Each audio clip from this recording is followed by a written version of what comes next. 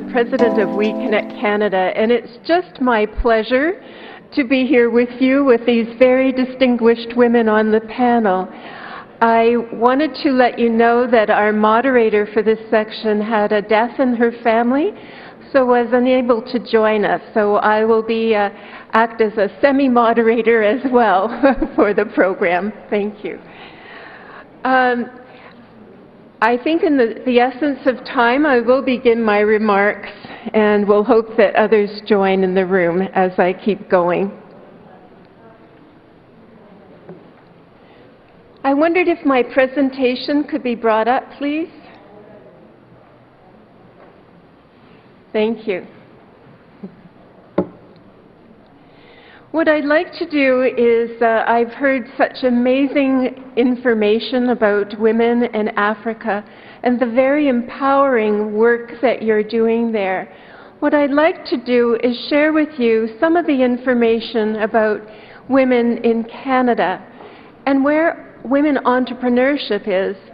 And then what I'd like to also suggest is a tool that's starting to develop in Canada that started in the United States, and I wanted to explain what this is so that it might also be one day in Africa. So what I wanted to mention here is that you are part of something that is globally empowering. In Davos, Switzerland this year, there was very strong evidence that women are the most dynamic and fastest growing force in the economy today. And this is all over the world. There are, however, some good news with these facts and ways in which it needs to change. In Canada today, women retain some ownership in 47% of small businesses. This is good news. The bad news is that women, as the CEO or president, is only 16% of small businesses. So that means that the majority ownership in these small businesses is just by 16% right now of all businesses in Canada. We have a ways to go from the celebration of what you just mentioned as 50% in Africa. Women-owned businesses, however, have a very strong economic possibility, but the average women-owned business in Canada has half the earnings, half the revenue of their male counterparts. So there are still issues that need to be addressed, and we can learn from you. In Canada, the reason that women entrepreneurs perhaps are not doing as well as their male counterparts is they tend to be younger than average. They haven't had the same management experience, and like you, we need as well to feel the confidence that happens when we take ownership of leadership, and we as well need to be educated in what it means to find our voice as a leader of business. We have many things in common. In Canada, many of those small women-owned businesses are in very labor-intensive industries. So when a women business grows in Canada, they tend to hire more, where their male counterparts invest in the company and often in machinery and equipment. In Canada, the small business owner typically fits the profile of services, and so there are, again, some role models that need to happen with those women that include products. Right now, women, as was mentioned earlier, it's the same all over the globe. Influence between 80 and 85% of the purchasing decisions, and yet women-owned businesses in Canada have less than 5% of the large contracts of major corporations. I'd like to point to two corporations that are part and sponsors of this program, that are part of a program called Supplier Diversity. And if you look up on the sponsors, you see Fasken Martineau, and at the very bottom, BlackBerry. Both of these corporations have made a commitment to women-owned businesses, and both of them have made a commitment to a program called Supplier Diversity. And this means what they're going to do is open options for their procurement for business. Women won't get the business just because they're women, but they'll get to the table. They'll get access to those that can make decisions. So I'd like to share with you some of the results of this program. When a corporation, billion-dollar companies, set up a program called Supplier Diversity, they want to make sure that the diverse suppliers that they help or assist are who they say they are.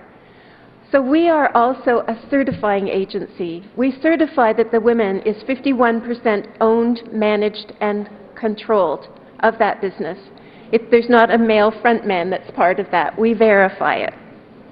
And so here's some of the ways to get into those large corporate supply chains. The first way is become certified. And we found that when we've certified women to find that they are 51% owned, that does allow access to these large corporations to at least be introduced to them. I'm showing you the picture of a woman, Brenda Van Dunkirken, and she's in the blue on the right-hand side. Brenda suffers from a problem that is gluten intolerant. She can't handle wheat products, but she's also a creative cook and developed a number of products that are called gluten-free. Those products, mixes for bread and muffins and baked goods, are outstanding. She has incredibly great products. A very small business, but because she was certified, was introduced to the women in green on the right from Walmart. Walmart at that time was looking at gluten-free products. Brenda had the option. She had a valuable product, and Walmart said, okay, we'll take you on. Recognizing that she was still a small business, got access to just a couple of stores with her products. 3 years later, she's also, as a woman mentioned earlier, on Walmart Online. She's the #2 best-selling product in her category behind Betty Crocker.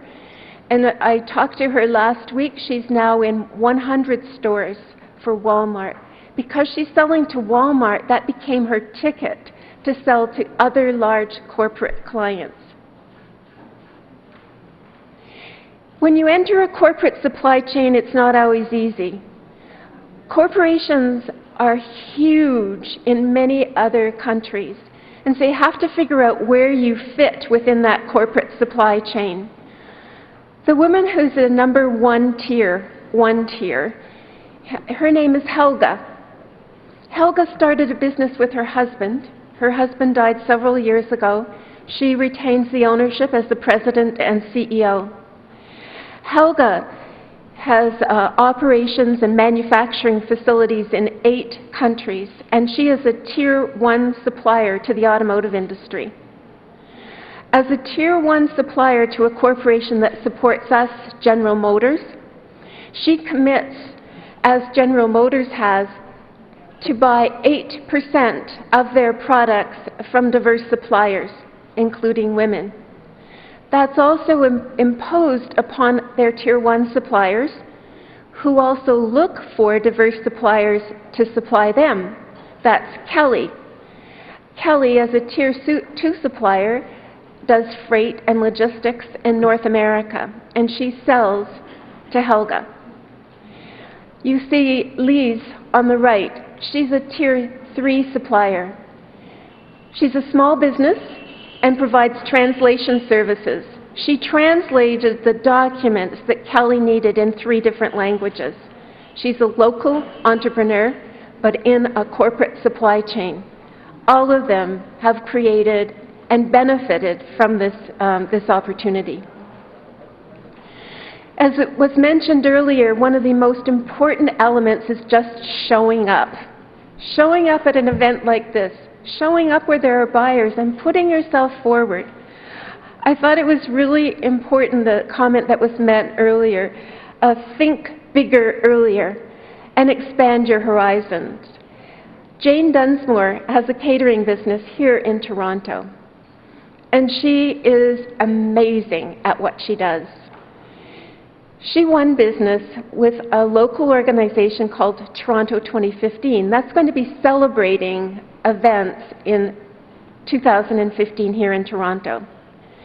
Jane met the head of procurement at one of our conferences, introduced herself, got an opportunity to pitch what she does, and now she's selling food services, and tomorrow I'm meeting with her, so she's going to meet this global leader called Sodexo and Aeromark and Centerplate, and she's going to show her products to them. You have to have a unique proposition. No matter where you are in the globe, you can't just be me too. You have to have something that's important and different, and you have to explain that quickly, sometimes in 7 words to these people. That's all the time they have. Some of these corporations and these procurement people get 300 to 500 emails a day, and it's hard to break in. So you have to articulate what it is that you do. Christina sells just-in-time immediate services to the oil and gas industry. She got her break with Shell and able to parlay that into the oil and gas industry as an exceptional person that manages just-in-time delivery of time-sensitive activities for the oil and gas industry. She's increased her profits by 20%, and essentially, even in the last year, I know she's doubled. Wherever you are in this globe, a women business owner has to be persistent, and you see this Marla on the right. Marla, for me, just epitomizes what a women entrepreneur can do. When all the roadblocks are in front of her, she just moves them aside and gets in the door. She has reusable name badges, a green product, something that's unique in the world. She's now selling this product in 66 countries, and because of her persistence and focus, she's also giving back. She buys products and services from women businesses, supports them, mentors them, and encourages them. So how does this all work? In order to be certified to be part of this community, there's an application, there's a site visit, and a certification approval. Women businesses that are certified in Canada can sell to large corporations that sell globally. We take a delegation of about 100 businesswomen to the United States, and we'll be going in June. We've been doing training, mentoring. We have a program going in 2 weeks called Finding Your Voice, so you can articulate your value proposition in just the minutes that you have in front of those corporate buyers. A certification must be 51% owned, operated, and controlled by women or women, and it must be a for-profit business. Right now it's located in Canada, but I encourage you to let me know of your interest, and I'll bring that forward to WEConnect International. I know they have plans to begin this initiative in Africa, and listening to what your stories are today, I think you'd be outstanding in also having this as an opportunity for you. So thank you very much.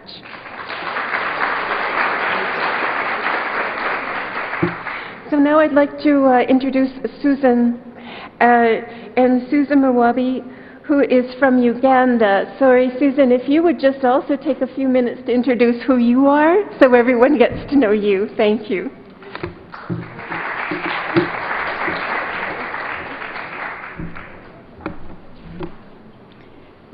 Good morning. I'm Susan Muhwezi from Uganda. The Vice Chair of Uganda Hotel Owners Association. I wear many hats. I'm involved in advising our President about women trade-related issues. I help women access markets outside Uganda. under the African Growth and Opportunity Act, which I know Jeanette from Rwanda trades under, and many other African countries. So, but most importantly, I'm happy to be a wife, a mother of 5 children, and own business with my husband, and I run the business.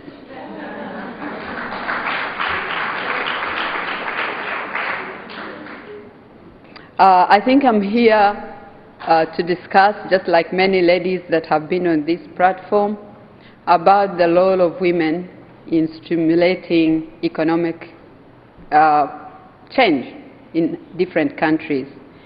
And I know that really women are the driving wheel for many countries in Africa that are successful. Women are gifted in that they are able to juggle many roles. They can be mothers, they can put food on the table, they can be good wives, they can educate their children. And it's that persistence that I think that women can be actually very successful entrepreneurs. Women in Africa are unique in a way, in the fact that the African countries, what are the challenges they face for economic empowerment? The challenges are infrastructure development, lack of energy and power resource, disease, corruption, weak leaders, wars. These are challenges that all African men and women face. But women even face double challenges, in that when their men go to war, it's the women that will educate their children. If children fall sick, it's the women that will take care. And it's the same woman that will welcome their husband back from war. So I'm here to salute African women businesses and women that are involved in business. I personally, I was inspired to go into hotel, the hospitality industry and tourism, because as you know, Africa's tourism is unbeatable. I come from a very beautiful country called Uganda, where half of the gorillas of the world are both in Uganda and Rwanda. So I was really inspired to promote tourism.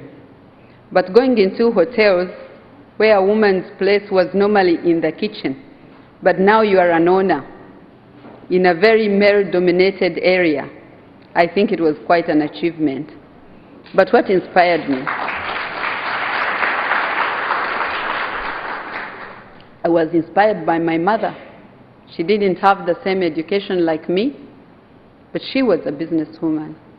She educated me, she educated my siblings, she put food on the table. She nursed my father, who fell sick when I was about 15. And she's still living and running her own life. So I got inspired and I wanted to do better than her. And I looked around, I said, yes, a woman's place is in the kitchen. I don't want to go and work as a waiter or a waitress in the hotel. I want to own a hotel. And here I am, I'm a vice chairperson of Uganda Hotel Owners. Can I tell you, I don't own the biggest hotel in Uganda. It's still a male-dominated area. But I use my charm as a woman because I have what it takes to negotiate for them. To negotiate for the men, for policies to be, that favor investment, that favor them accessing loans, because as you know, cost of doing business in Uganda and many African countries is still high. Our interests in the banks are still high. So women, we have a competitive advantage over the male if we use it right. So I really want to inspire women. But what makes us stay behind sometimes? Those are questions we should ask ourselves. One, that I know that women sometimes don't find it easy to support each other. It's my territory, don't go there. But since I joined the hotel business, it's been my thing to recruit many women to own hotels, to own businesses. In the export area that I am involved in, I came here, I knew I had come as a vice chair of Uganda Hotel Owners, but I made sure that I carried samples for women businesses that are exporting to United States, because I knew I cannot get all the women here. The ticket to Canada is very expensive. But if I've been given this opportunity, who do I carry along? A fellow woman who probably has not reached my level, but who, when I support, tomorrow can support another woman. And that's what I call mentoring.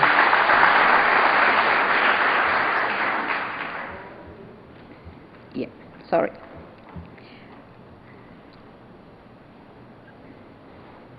So what do the challenges that African women actually meet? Access to credit, entrepreneurship skill training, recognition of women's contribution to economic, e.g. access of land, because in many African countries you find that land which you need as a collateral to go to the bank, you own it either with your husband or it belongs to your father. So those are some of the areas.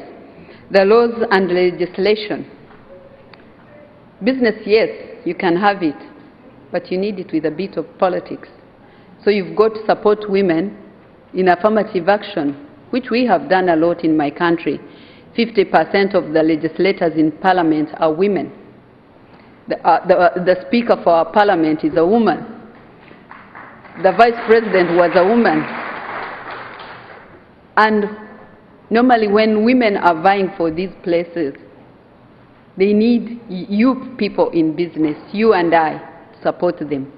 Sometimes we have different gifts, but you find, and I've seen it in most African countries, mine inclusive, that actually there's a poor hard down syndrome. You find women supporting men and men supporting us. So I saw most African women here. I encourage that we have to learn to support each other if we've got to succeed, both in politics. We need to build synergies. We need collaboration. We don't need competition, because the world is big and we can all fit there and we can all trade there. And we also need to trade with each other before of thinking about trading with the United States or Canada. We are a big market as Africa. We are a big market. We've been building blocks, and sometimes accessing the American market or the Canadian market, you need to have formed large entities, because these are big markets. So you won't satisfy them if you are a small company. You might go to 1 or 2 stores, but to go to Walmart, to go to Macy's, we have Ugandan products in Nordstrom. This was by a small company, but they would need big other businesses. So we need to build synergies as African countries.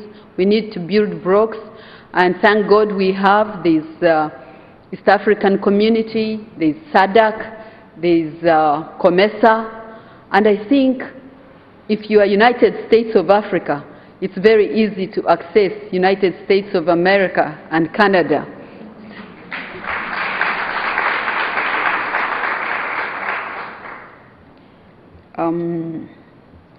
So what are the solutions to these small challenges that we face, like economic empowerment?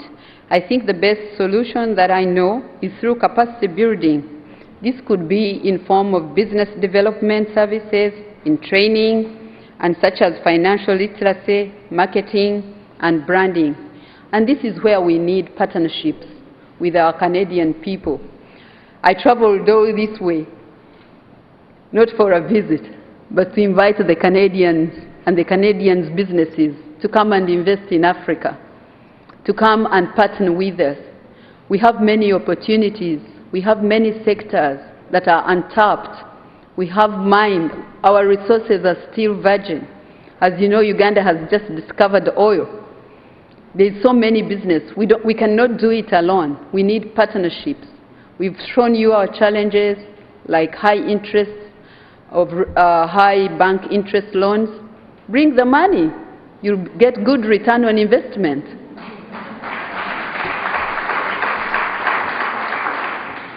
Good business needs good education.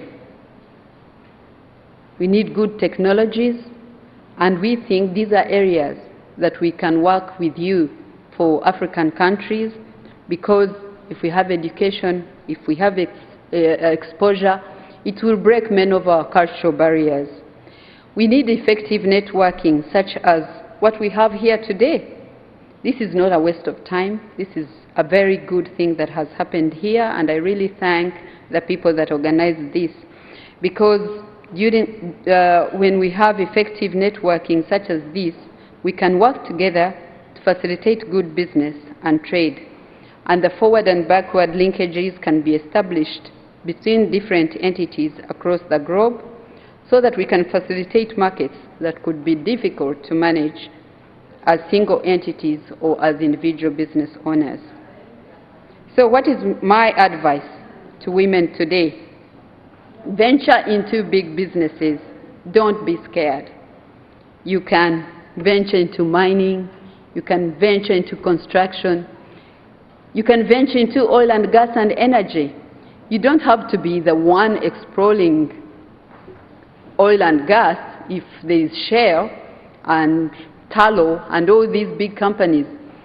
But you can walk around them. You can supply them food. You can cook for them. You can give them things, and you mint millions out of that. So we need to take this in our stride. We need to venture into big businesses. We need to think big. We need to look for new areas that are untapped, and we need to work together. We need to be innovative. We need to be persistent. Women are patient. Women have integrity. A woman will not say this and tomorrow say that. Not that men do, but they sometimes do, especially when it comes to politics. And we might not create a perfect society or a conducive, perfect business environment. No, we might not. But when we reach for perfection, we can actually achieve excellence. Thank you very much.